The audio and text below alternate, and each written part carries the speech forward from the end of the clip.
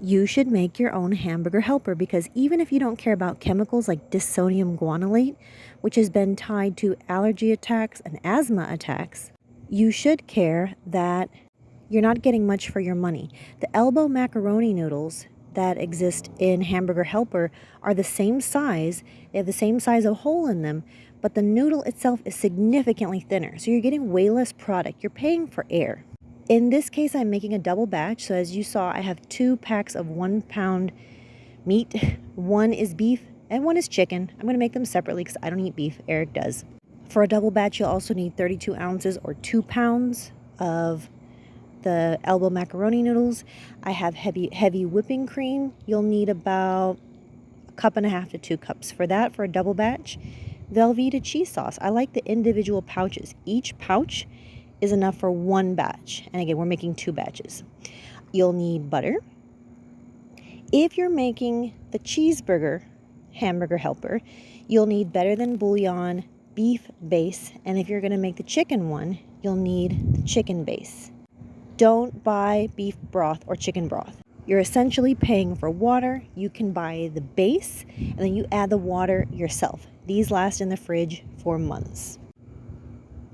All right, now this is optional, but I am going to use these mini sweet peppers. They were on sale, $2.50 at my local Publix. If you didn't have these, you could totally just use 2 to 3 regular bell peppers for a double batch.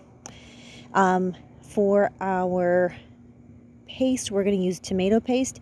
Each batch uses half of that can, so I'm using the whole can today. For a double batch, we'll need an entire 1 red onion. And for our seasonings, I have salt, black pepper, red pepper, chili flakes, oregano, and garlic powder. Now, I know this container says thyme, but I've already used up all my thyme.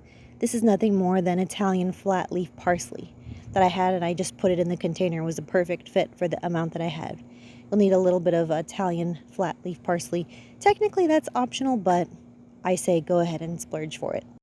All right, I'm going to start to rough chop my entire onion. Go ahead and cut up all your ingredients and separate them. Just make it easier on yourself. Oh, I almost forgot.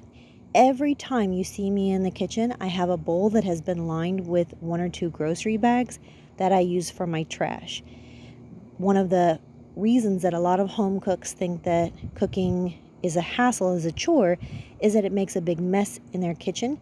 If you can clean as you go, 1 touch to every item, as soon as you have a scrap of vegetable that needs to be tossed, some plastic waste, whatever, it goes into this bag. And that way you only make 1 trip to the trash. It also prevents you from bumping into other people who may be in the kitchen.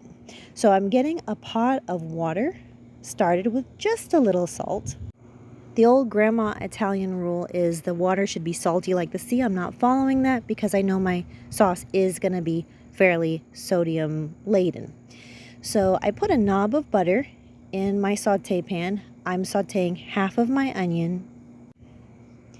And once my onion turns like clear, translucent, and soft, I'll add my beef, my 1 pound of beef. Just making 1 batch at a time. Once my beef has reached the stage where it's mostly no longer pink, I will add in my bell peppers.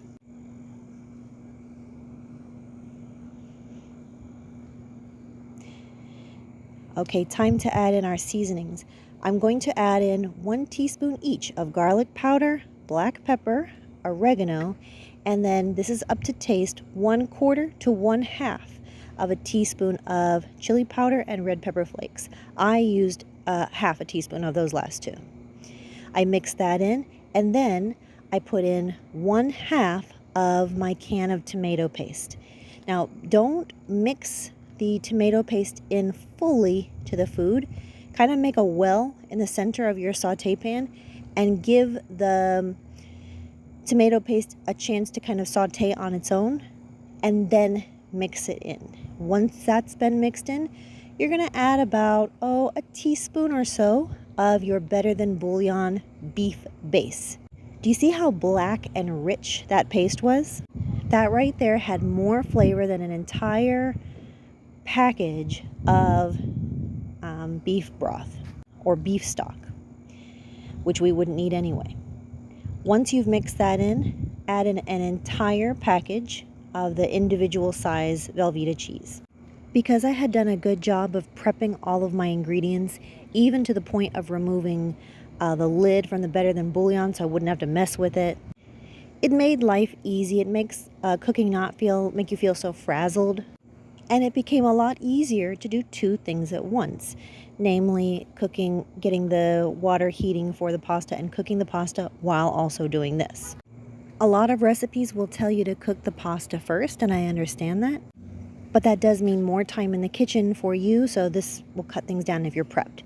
All right, now as you saw, I added 1/2 to 3/4 of a cup of heavy cream, and then I added about 1 cup of water. And I also added, the only thing that I did differently, I should say, to the chicken recipe as opposed to the beef recipe was that I used the chicken base, obviously, rather than the beef base. So this just happens to be the chicken one. You can see how good this came out. I put finely chopped Italian parsley on the top just to give it a little bit of green color. I recommend that you serve this with a green salad, and if you really want to stretch it out, you can serve it with garlic knots or bread rolls. I do have recipes for those if you'd like it. This not only tastes phenomenally better than Hamburger Helper, it's much better quality, and you're avoiding a lot of toxic ingredients. Each batch of this will serve 4 to 6 people. And so I did divide the remainder of it into freezer bags, and Eric is going to be able to take one to work, and we'll have some for dinner another day. Take care.